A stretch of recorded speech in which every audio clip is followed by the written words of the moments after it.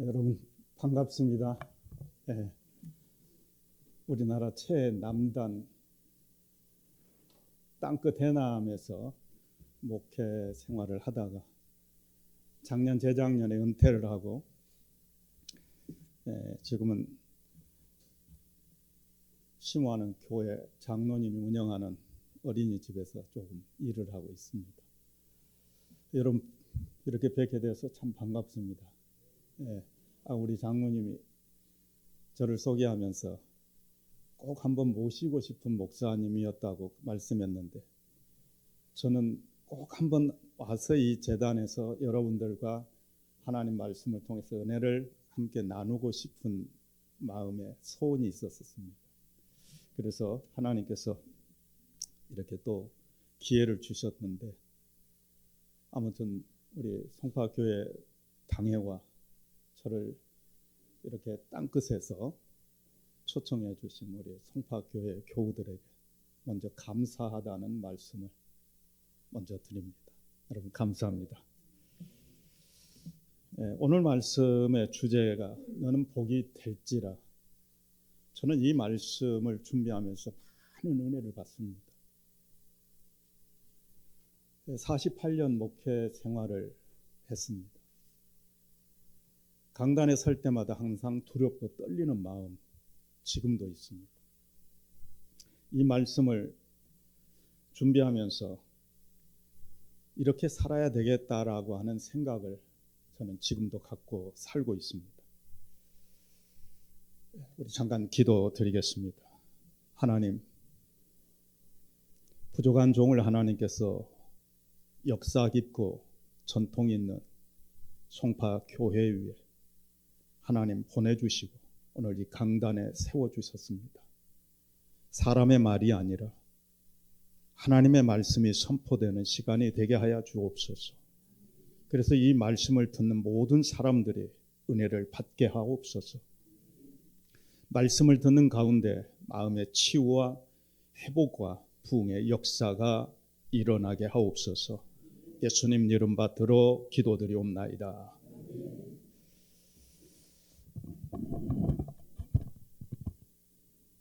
아브라함은 기원전 1800년 인물입니다. 1800년 전에 하나님께서 우르라고 하는 그런 지역에서 우상을 섬기면서 우상의 형상을 만들어서 살아가고 있는 데라의 삼형제 중에 첫째 아들이었던 아브라함을 하나님이 찾아가십니다. 그리고 그에게 이렇게 말씀합니다. 너는 내 조상 아버지의 집을 떠나 내가 내게 지시할 땅으로 가라. 이렇게 말씀을 하십니다. 그리고 이 아브라함에게 이런 언약을 하십니다. 내가 너로 큰 민족을 이루고 내게 복을 주어 내 이름을 창대하게 하리니 너는 복이 될지라. 그런데 사실 아브라함을 찾아가서 하나님께서 언약하신 이 약속을 하실 때가 아브라함의 나이가 75세였습니다. 일찍이 아브라함은 가정을 이루고 있었습니다. 그러나 자손이 없었습니다. 75세가 된 그 나이에 내가 너로 하여금 많은 민족을 이루게 해주고 내 이름을 장대하게 해서 네가 복이 되게 하겠다. 이런 약속을 하나님께서 아브라함에게 하시면서 아브라함은 그 하나님의 말씀, 약속을 붙들고 고향을 떠나게 됩니다. 하나님께서 아브라함에게 약속하신 이 언약은 아브라함이라고 한 개인에게만 주어지는 약속이 아니라 죄악으로 타락한 모든 인류에게 주신 하나님의 약속이며 은총이라는 점에서 중요한 사건이라는 겁니다. 오늘 본문에 보면 복이라는 단어가 여러 차례 나옵니다. 일반적인 사전에 보면은 복이라고 하는 것은 삶에서 얻는 만족 또는 좋은 일, 그걸 복이라고 그럽니다. 이게 다른 말로는 행운이라는 말과도 같은 의미를 가지고 있습니다.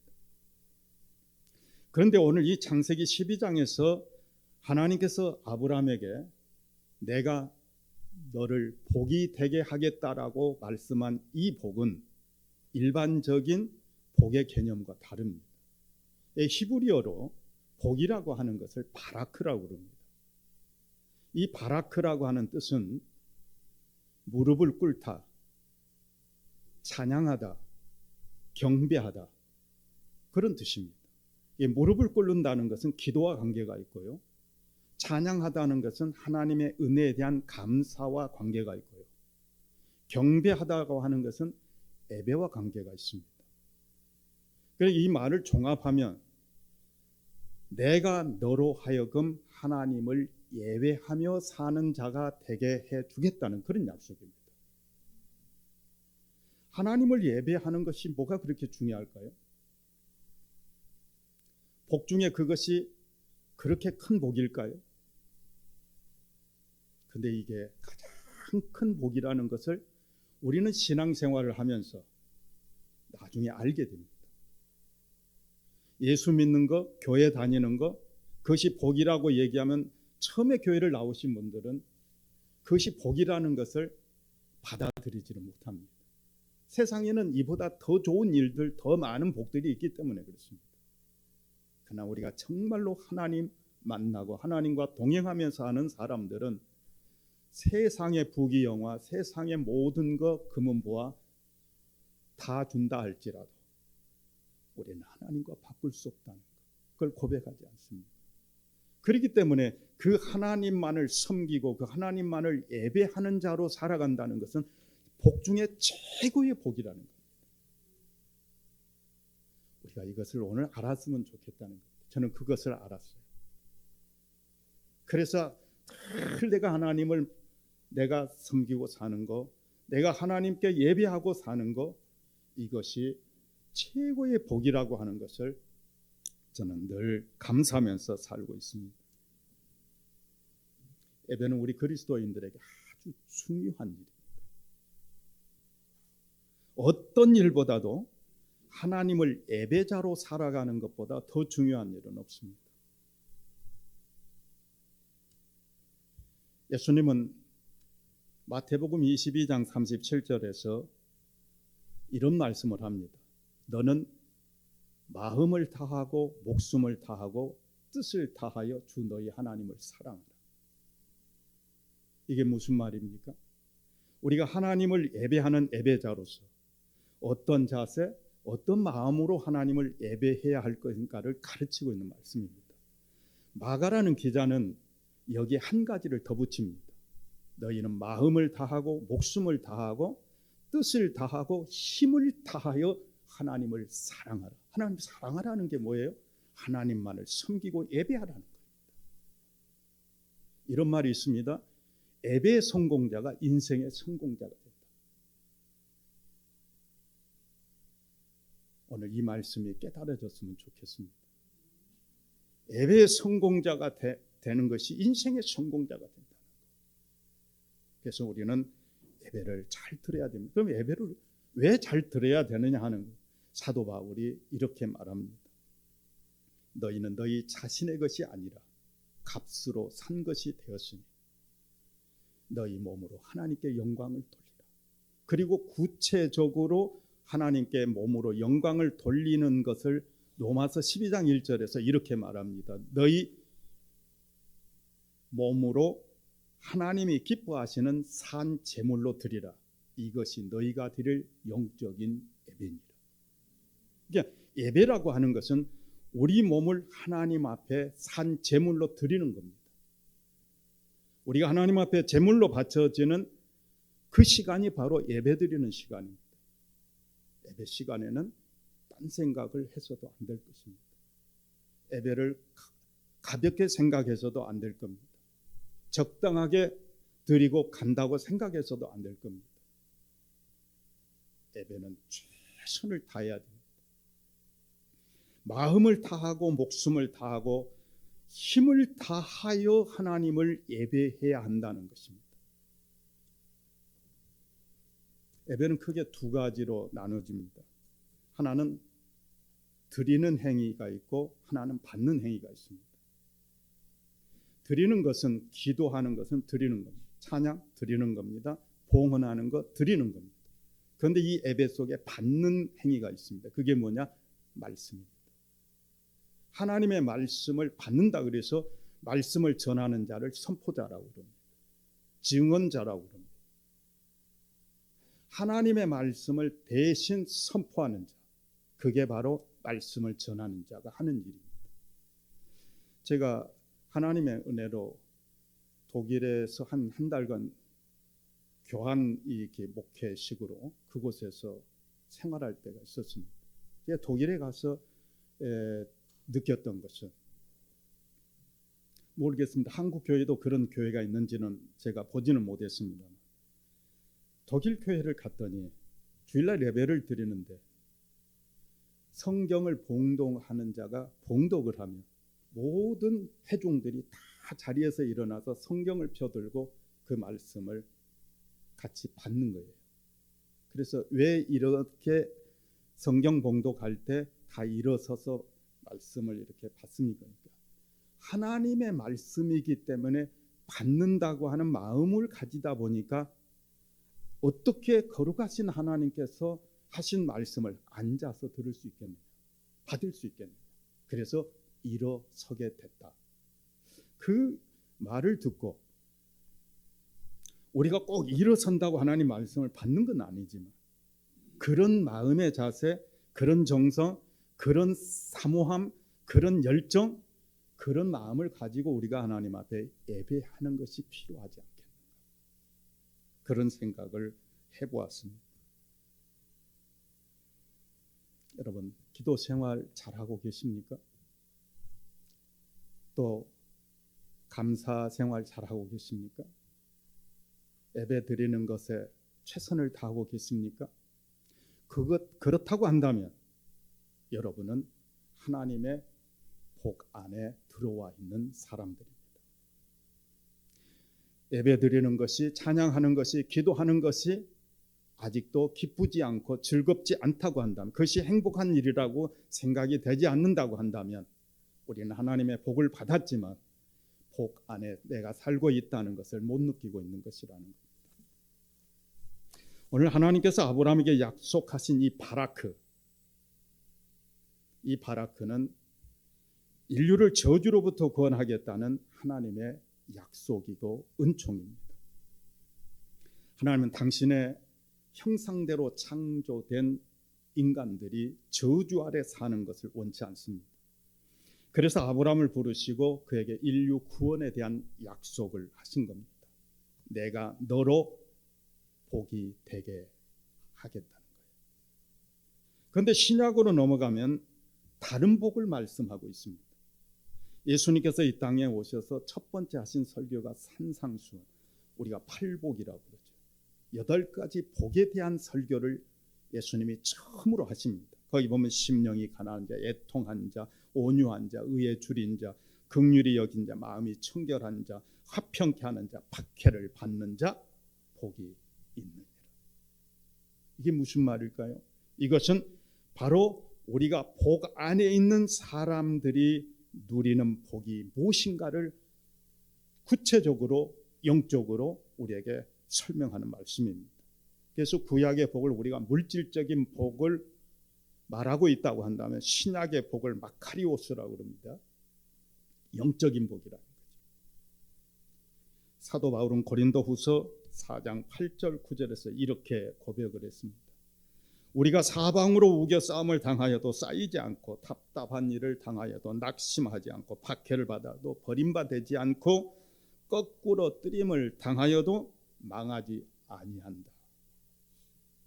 이 말씀이 무슨 뜻입니까? 이 말씀은 예수 믿으면 어려움이 전혀 없다는 뜻이 아닙니다. 예수를 믿어도 어려움은 있을 수 있습니다. 그러나 하나님의 복 안에 우리가 들어와 있기 때문에 우리의 삶은 망할 수 없다는 고백인 것입니다. 이걸 우리가 깨달아야 될 줄로 믿습니다. 우리는 하나님 복 안에 이미 들어와 있는 사람들입니다.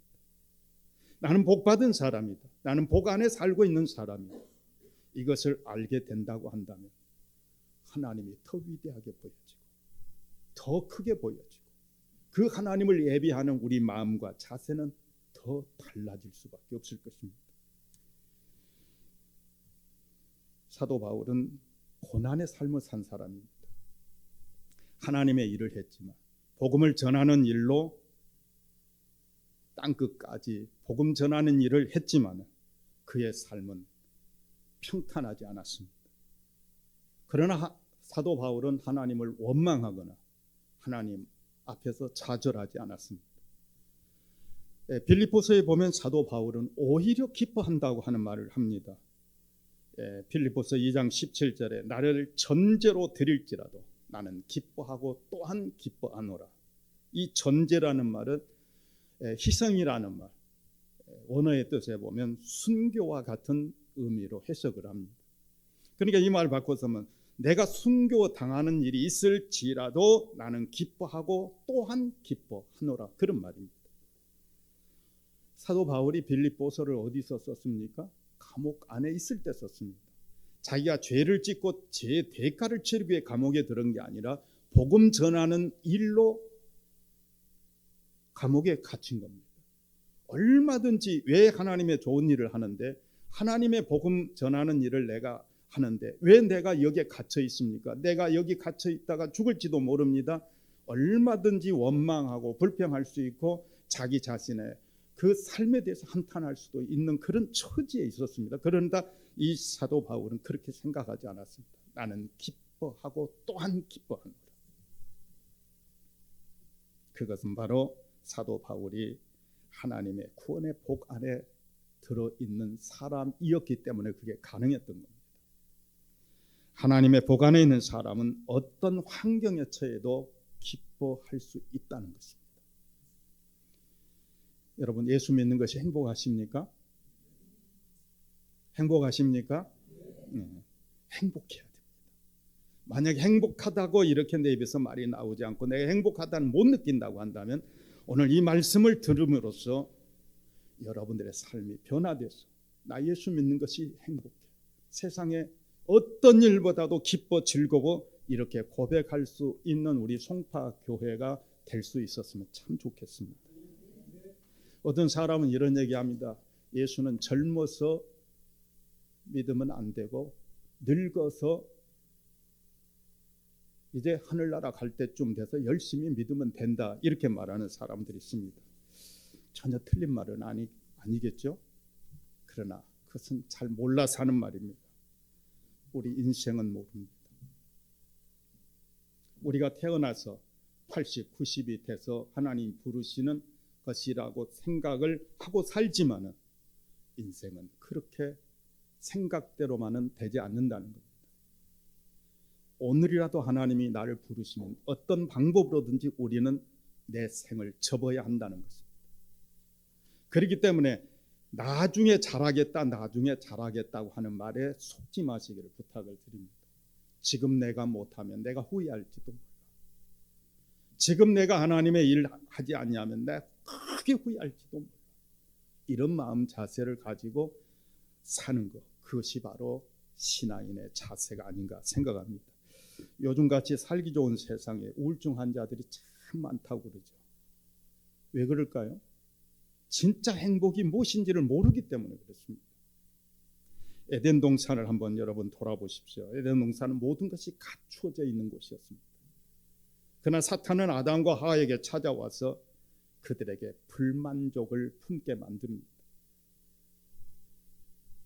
우리는 이미 하나님의 복을 받은 사람들이고 그 복 안에서 살고 있는 사람들입니다. 부러울 것이 전혀 없는 사람들입니다.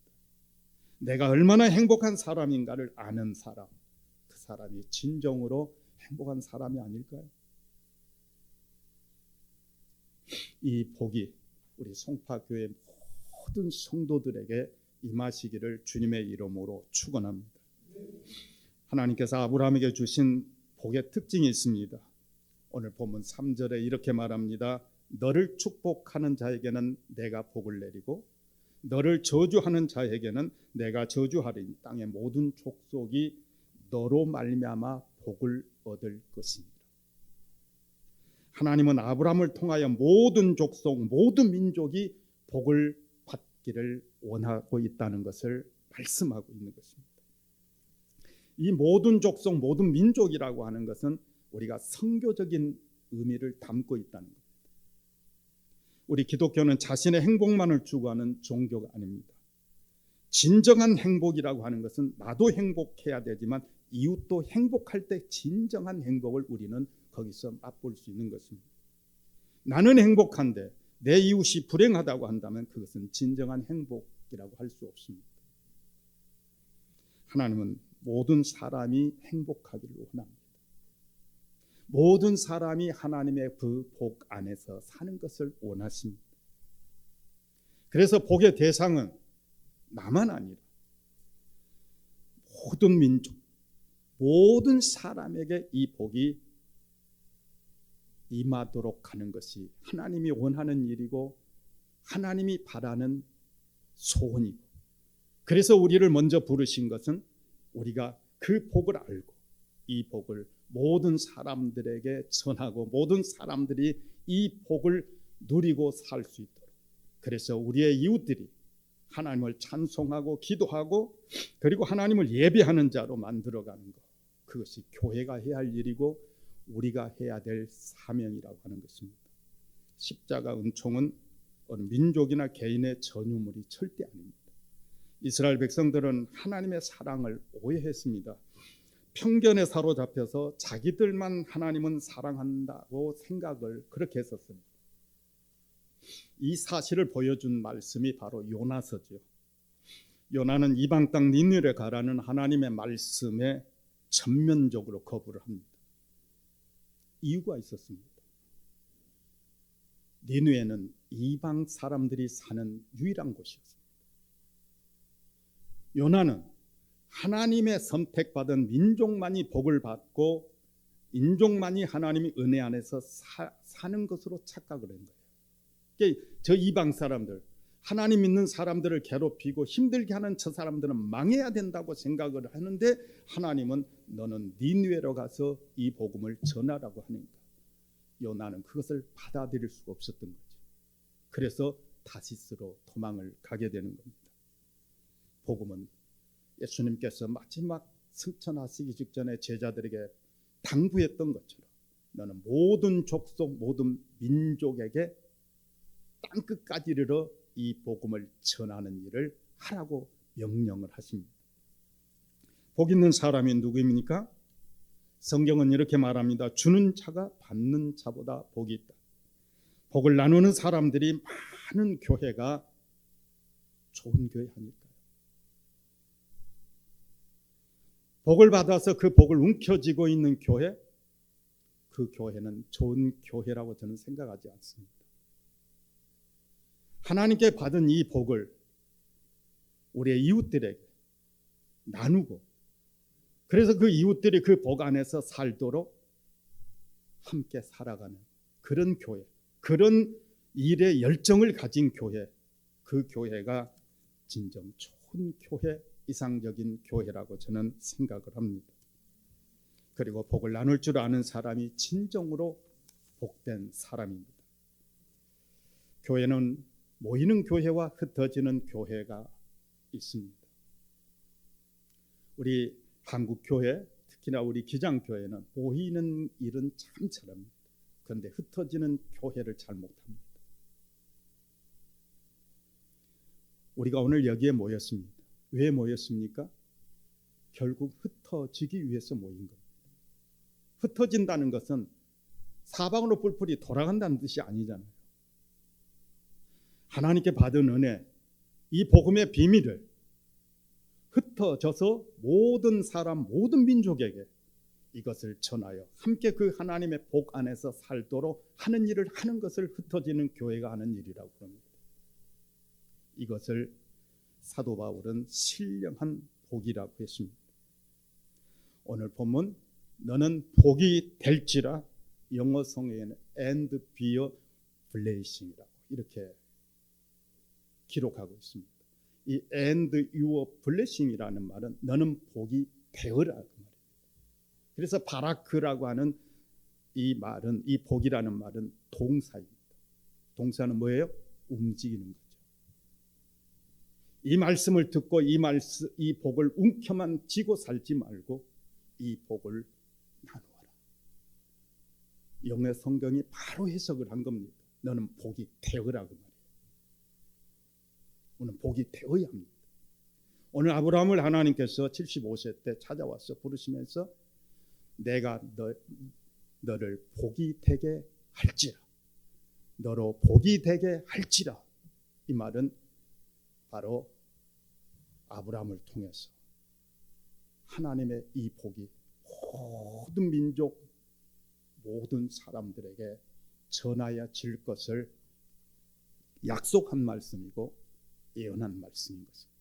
이 약속은 그대로 이루어집니다. 그래서 오늘 우리 한국 땅에도 이 복음이 누군가의 손을 통해서 들어왔고 그 복음을 받아들임으로써 한국 교회가 세워지게 된 것이라고 저는 믿습니다.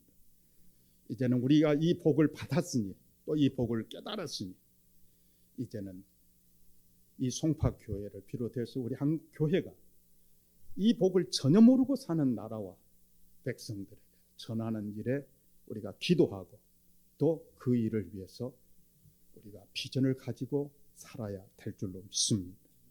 그래서 전도는 복을 나누는 일이라고 그럽니다. 우리 옆 사람하고 이렇게 인사 한번 합시다.